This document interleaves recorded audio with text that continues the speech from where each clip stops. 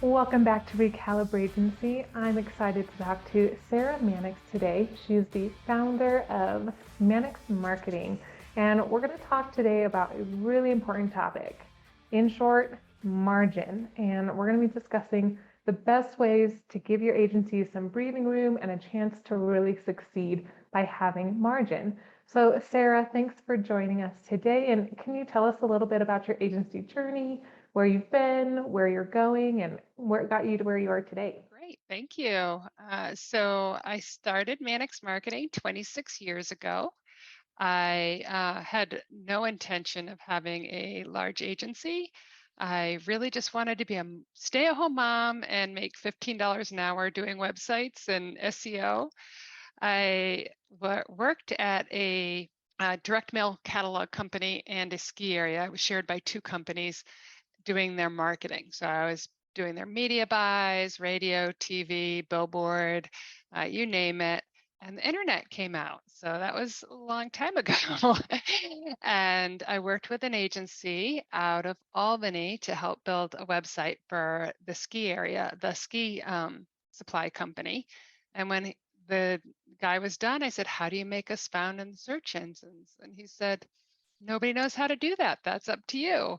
So I started trying to figure out, how do I get us number one under ski racing or ski racing supplies, and testing all sorts of uh, different methods, and it worked.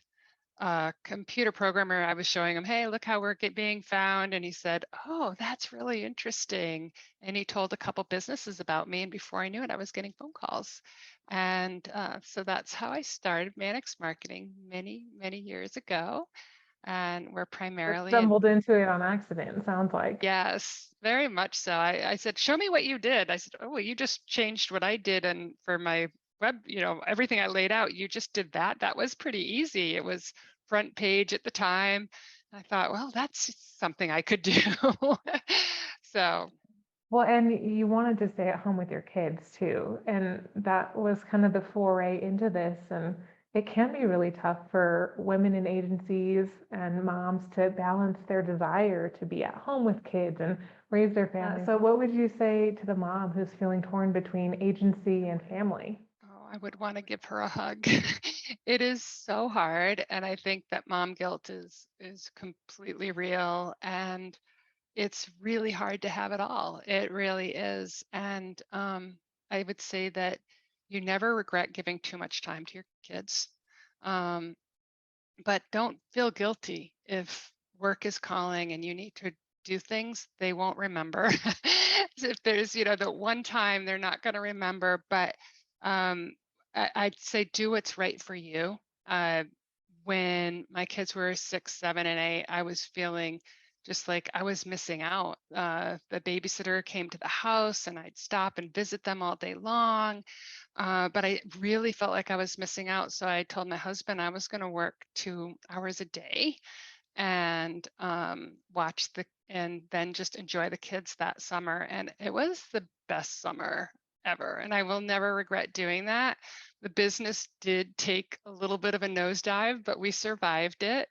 It was well worth it. So you got to follow your heart. And if your heart is saying, "I want to spend a little bit more time with my kids," then do it. If your heart is saying, "I want to finish this project and get it done," as long as they know they're loved and you support them and positively are supporting them with love, and that time you have with them is quality time, that it's going to work out. They will grow up just fine with a working mom. I mean, it's this weird thing where time is always moving, but moments can stand still, right? Yeah. And it sounds like you found a good balance there. And even if the business suffered a little bit that summer, you created so many moments and captured a lot of great value there. Did that summer give you any ideas about changing how your agency operated at all so you could have margin and take more time away from the business at all? And what did that look like? Absolutely. I think it's a great exercise to do something like that. And it's kind of like they call it stress testing your business and finding out, how much can I delegate? How much can other people do? And I think sometimes we think, oh, especially, in your first 10 years or of a business. I think some people learn faster than others. It took me at least 10 years, but you think you can do everything better than everyone else and you can do it faster, but there's so little that truly has to be done by you. And that is a great way to find out what you can get rid of. So yeah, I think Yeah, that's what did you discover when you stress tested your agency? um, that I, I didn't have to check. I think less control. Like I can trust everybody to do their work. That there were a lot of things I was doing during the day that I didn't need to be doing that other people could do. Just there were so many tasks that I was involved in that I didn't need to be involved in. So you learn what's really, really critical. And what are you best at? Yeah, and when we were talking before, you mentioned that this season also led you to be able to diversify some of the streams of income that you had. Was that because you took time away from just overseeing everything and trying to control it and had to step out of your comfort zone a little bit and explore new avenues? Yeah, so around that time, and I don't know if it was connected, I do think that sometimes stepping away gives you more insight. We started to see that a lot of our clients that were tourism clients were getting all their clicks in analytics, which wasn't even Google Analytics at that time, um, from a site called lakegeorge.com. So I called the guy and I said, hey, how much to buy lakegeorge.com? And he said $5,000. And I said, oh, great. And of course, I didn't have $5,000 on me. So I worked a couple weeks and then said, I have 10,000. I have 5,000. He said, well, it's 10,000. And then the next time I went to him and it was 20,000. And then he said, it's worth $1 million, I think. I said, it will be someday, but here's the deal. I'll buy it and you can be half owner. If I ever sell it, you won't make any money until I sell it, but you can be half owner of it someday. I would never do that deal again because you're building something for someone else, right? I think I would have Yeah, taken yeah. less risk or more risk at the time, but it was a good buy for me. So we have this publishing business. So one side of our business is SEO and SEM and getting businesses websites found. And the other side is this publishing business where we own city.com, lakegeorge.com, and saratoga.com. And we're the influencer for the region on what to buy, where to go. And so it's an interesting, we're not your typical digital agency. Yeah. Did you ever think that you would manage a tourism site? I did not. I never dreamed I would manage a tourism site, but I love it. I love the tourism clients. I absolutely love the region that we live in, which is Lake George, New York, and Saratoga Springs and the Adirondacks. It's really beautiful here. So you get to be the voice of your region and encourage people to come and see what there is to do. And of course, you're pushing your customers and trying to get them traffic and business. And it's a lot of fun running it. Yeah. What kind of opportunities did having that extra site and that revenue stream afford your development side of the house? Yeah, so it's funny because there's been ebbs and flows to the business, right? And I'm was a Spanish major and an Italian double major. I was not a business major, so I would say I wasn't the best businesswoman. I had a mentality, which I would call a poverty mentality, coming from someone who did not have money, that I thought no one had money. So I didn't like to charge people. I wanted to charge everyone as little as possible starting off. How little can I charge them to help them be successful was the whole mentality of how I started, which when you're doing SEO, it's not the best strategy. So that side of the business was struggling, but the publishing business was flying. There was no TripAdvisor, there was no Google Places, Google My Business. So LakeGeorge.com and Saratoga.com, when the business was starting, was the only way visitors found information. The chambers hadn't really caught up and created websites yet. So we were the option, and we had such a head start that we became the true authority on everything to do with the region. So that business just flew. And the other business, because of my pricing strategy, wasn't doing great. When TripAdvisor um, and Booking.com and OpenTable and Yelp and everything else came about, that business kind of started to diminish and wasn't quite as profitable. And that's when I started to learn pricing strategies to grow the search engine optimization side of the business. Tell me a little bit about that journey of evaluating pricing strategies and um, building your own self-awareness too, because now you know, like, oh, I probably had a poverty mentality about this. Tell us a little bit about that journey, some of the options that you compared, and why you decided to go with the option that you ultimately went with. Okay, so I so uh, the Bureau of Digital is a group of people, business owners, and people who own agencies or work in agencies. And I went to an owners summit. There, I met uh, Jason Rosenblum, and he has an agency in Boston. And I met at Hastings, who owns Oho, also in Boston. And we were talking about profitability. And I shared with them that certain divisions weren't profitable. And they said, let me see what you're doing. What are you charging? What are you doing? And they said, you need to double this rate. You need to raise this rate. And I thought, oh, my customers can never afford that. They said they can, Sarah. And they really encouraged me to think about the profitability. And then I think talking to people like Natalie and Mike from Reason One, and they shared their pricing strategies and where they were going, and having other agency owners really open up about their profitability, the openness of that group, and understanding how profitable an agency could and should be, um, gave me the confidence and the bravery to raise the prices. Now, but what I didn't realize is that just once you're profitable, say you're profitable to 5%, raising your prices $10 can make a difference to 25% per hour. Or, just these little incremental changes in prices is extraordinarily comes back in many fold, because all of your base costs are paid for. So I really had no idea how much increasing your rates would impact the bottom line. So we did it 1 month at a time. Whoever was up for renewal, we raised those rates. And I thought, oh, so many people are going to cancel and they're going to call all angry. And I was very worried about how the customer would react.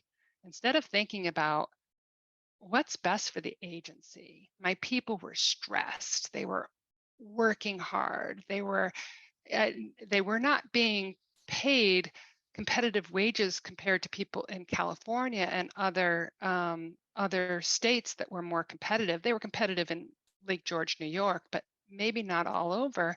So they could get better jobs elsewhere. So what was best for everybody was to raise those rates.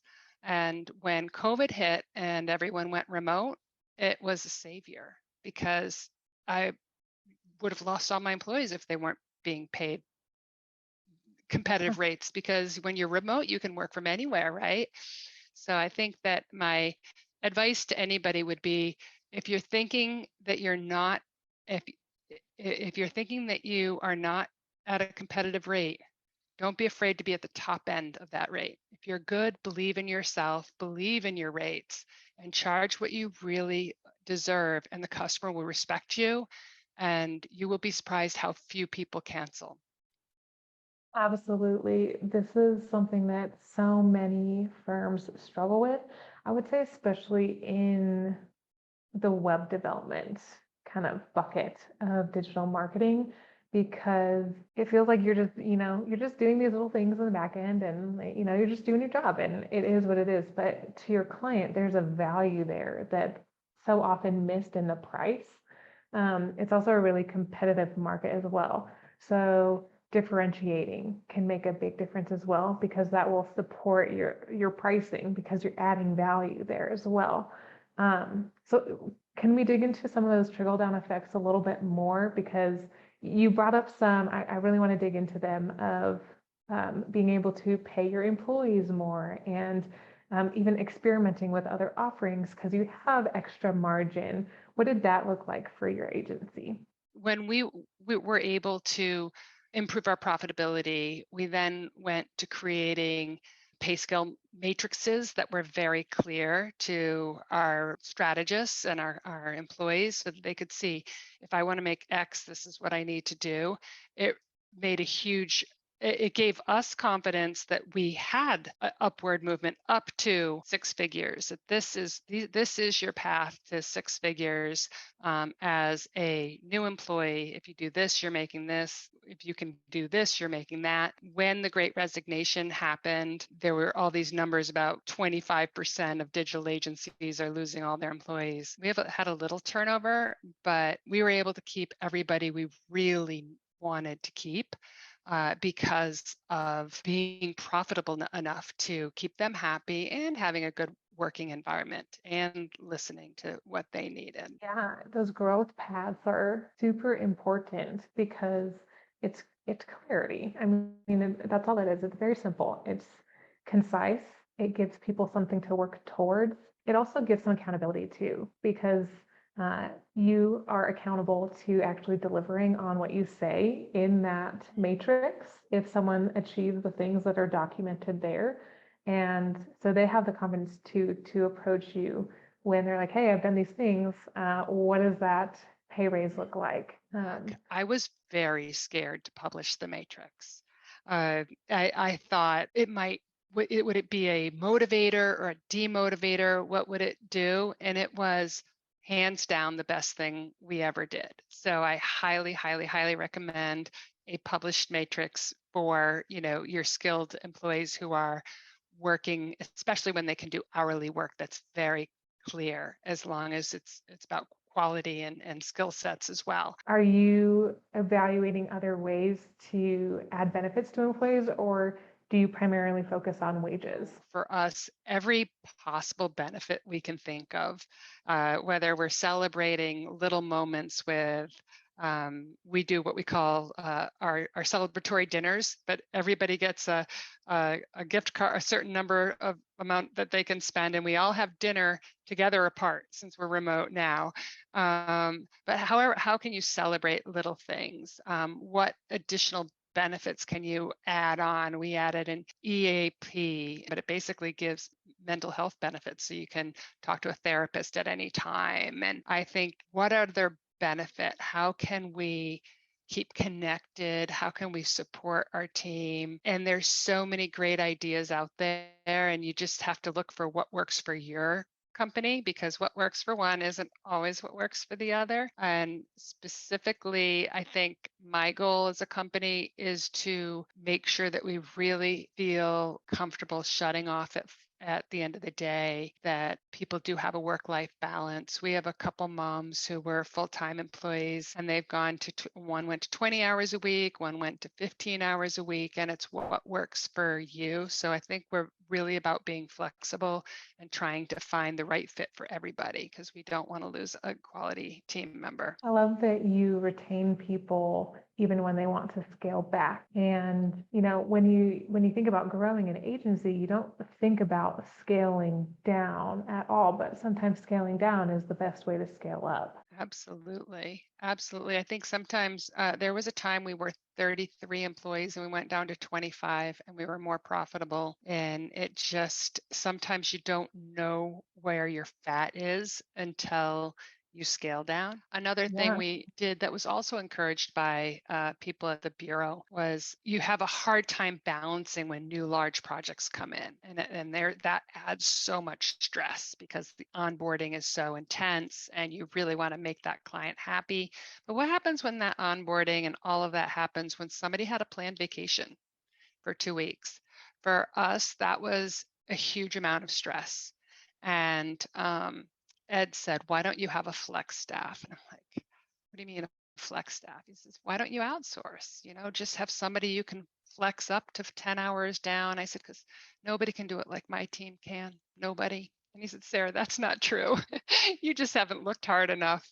And he was right. And I think a lot of us think, well, we train our team a certain way and we do it a certain way, and there's no way we can outsource work because we're better or we have a very strong process. And that's not true. He was right. He said, you have to interview that flex team like you would interview for an employee. You might have to go through 200 of them to get one great person who's a freelancer who will work on a more flexible schedule.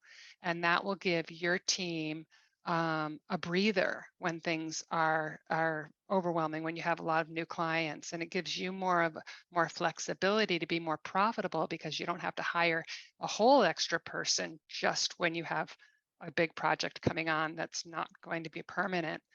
So I thought that was really good advice, and it took a while for me to accept that, but once I did, and we started finding those people, they're out there. I'm glad that you brought that up because um, margin in stress levels is really important, and having that flex staff helped with that too, rather than taking on, a full another employee that had to be managed. And, when you take on a full-time employee, but you don't have full-time work, it adds stress. It doesn't relieve stress because then you're like, okay, I got to go chase after more projects and keep them busy because I've got to pay them a full-time wage. So would you say that you had similar experiences and mitigated some extra stress by finding alternative solutions? Yes, and it's an ongoing process. So we did it first for our SEO team and our paid search team. It took us a while to find a web dev that we could work within our budgets and to the ADA. We do WCAG 2.1 compliant sites, which means they're accessible to people with disabilities. Finding that is a skill on its own that was hard for us, but once you find them, it's great. And we're still looking like who else is out there who loves to work freelance and doesn't really want to commit, but would love to work 10 hours a week. I think that's um, uh, an ongoing, like always be hiring, always be selling. I think it should be always be hiring, always be trying to find that next talent. What does that look like for your team? Do you manage hiring? Do you have others on the team manage hiring? What does that look like? So we're 26 people, so we really should have somebody managing hiring 100%. I was for the last 20 years, I thought I should be the only one who did hiring because I'd read the books on hiring and I had so much experience. But that is again a bad attitude. Everybody should be able to do everything in your company, and so now all the managers do their own hiring, but right now our finance person is also HR. They are, now that certain things are being wrapped up in that division, they're taking on learning the hiring process, and they're going to be doing the initial part of the hiring. I do like to be on that final interview if I can, but I also trust my team if things are busy and they say this person's an A player, we love them, we'd love to hire them, and I don't have time on my schedule, they can hire them without me because I trust them. I love that you have multiple team members that you trained to know how to hire. The last time we chatted, you mentioned you never thought that you would grow to, a 20, 30 person sized agency. You always thought you'd be small. What changed? And uh, any advice that you can give to someone who might be wanting to do it on their own, knowing that there's good people out there, but just not wanting to deal with that? Can you talk through the ways that you navigated those internal and external factors? Yeah, so um, I was I was really busy, but I didn't think I needed that much help. So I hired, my first hire was a young man named Blaze 26 years ago or 25 years ago. And I said to Blaze, I only need you 5 hours a week. Then he came in and 5 hours became 10 hours, 10 hours within a week, another week became 15 hours. And then I said, I need you full time. So I think you probably need more help than you think. So make that higher. Make, if you're feeling that if your business is going well and you're busy, I would say you probably need that extra person sooner than you think. I think that first hire is really hard. And it's amazing to me that when you hire people, things just seem to fill up. I don't, because you're free to do more. Usually the owner is a good salesperson, right? They love their product, they're passionate about it. So you're freed up to do slightly better jobs. So you're probably converting more sales. And it fills up pretty quickly. Was it hard to delegate what you were used to doing and do more of the business development and selling, or was that easy for you? I think I was bossy from a very young age. You can always learn to delegate more and more and more, right? Like none of us are perfect, but I do love to create a process and create a list. And even before there were task management programs, I had a folder that had check boxes on it and the process sheet that I'd print out and copy over and over again and give to my team members on this is what happens, A, B, C, D, E, F, G. But I think that you should, the hard thing is to be constantly looking for what else can I delegate? What am I doing that I really shouldn't be doing and I don't love? And being intentional about getting rid of those items. Yeah, I heard on a podcast the other day, they mentioned looking at all of your tasks, everything that you do regularly on a day-to-day basis, and categorize them into buckets of 5, 50, 500, and 5,000, and allocating tasks based off of the value that they add, or like how much you would pay someone to do that. Yeah. And you, the owner, should be focused on the tasks in the 5,000 column. Everything else should be delegated. You should be delegating the 500 tasks to, the top team members that you have. And everything else you should be finding ways to outsource, automate, scale, and really simplify what you're doing and what you're owning as the owner with all of your tasks. And I thought that was really insightful. That is really, really great. And if you don't track your time on a regular basis, at least doing it for 2 weeks and tracking every minute and then looking backwards at what you did and is also helpful to see how that where your time goes and what you can get rid of. Absolutely. Yeah. Well, and time with margin is super important because agency life, as we know, fires crop up, random things happen, and you need margin to be able to deal with those things. And so you have to make sure that not every minute of your day is going towards things that are, hypercritical. You need some flex time to grow and move things around. That's great advice. I like that. Well, Sarah, we've gone through a lot on margin and working with people and everything related to ideating and fine tuning within a growing team to achieve that. Is there anything else that you want to add?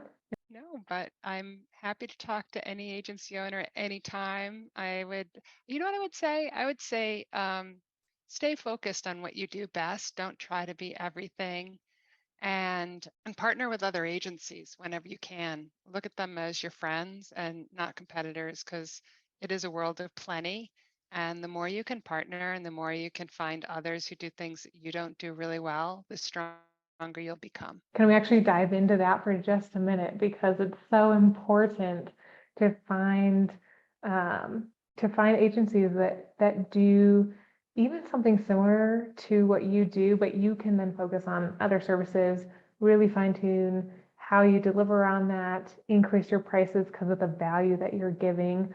Would you say that any of those partnerships you embarked on helped you with your margin? Absolutely, absolutely. We work with probably 20 other agencies at this point for different things. So if I need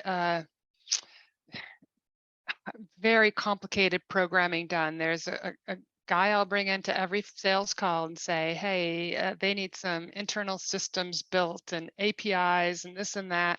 And he just hops on the call and we work together. And if he has a job that's SEO and related to me, he pulls me in. And so that's helped because you've literally doubled your audience of potential clients with every agency you bring on. Because once you start giving them work, they want to help. They're going to realize that you do something they don't do, and they're going to want to pass those projects on that come to them, because customers don't know the difference between agencies. They don't know that there are, deep dev shops, there are front end dev shops, there's creative agencies, there's SEO and SEM agencies, there's media buyers, and there's PR agencies. There are so many different types of agencies with different specialties, but the business, the companies out there just go to an agency and they expect you can do everything. So if you stick close to what you do best, your margins will definitely go up. Yeah, great advice there, Sara. Thank you. Thank you. Thank you. Thank you again to Sara. So I really want to call out just a few things about what Sara has gone through and what you can look at in your agency as well. So the first thing is when you're talking about opportunities and what you should pursue, what you shouldn't pursue as well, keep your eyes open for ways to bring in passive revenue streams and supportive income so that you can focus on building maybe emerging kinds of services that aren't fully adopted yet, but could be adopted much more down the road and be really profitable for you. For Sara, that was having streams of revenue from an online tourism website, and that's going to be something totally different for you nowadays because of how the market has changed. But keep your eyes open. And what that will allow you to do is have margin. And margin is so crucial to building a resilient agency. You need margin in your profit, you need margin in your time, you need margin in your stress levels. There's so many different forms that margin takes. But what you need to realize is sometimes to get margin, you have to scale back. You may have to cut down the size of your agency. You may need to let poor fit clients go or unprofitable clients go. You may need to change what you're doing, change your pricing, change how you get the work done, change what you're delegating, who you're delegating it to. There's so many different ways to increase the margin that you have in your agency, which is really, really important. And if you're operating in a marginless environment, take some time to identify and stress test what might be going on and see what you uncover. Every agency is different. Your circumstances, your situation are not going to be exactly the same. You have to do your own testing, you have to do your own analysis, and you have to move forward and build a better agency from there. And that is our episode today on Recalibrate Agency. I'm your host, Danielle Foto, and we'll see you next time.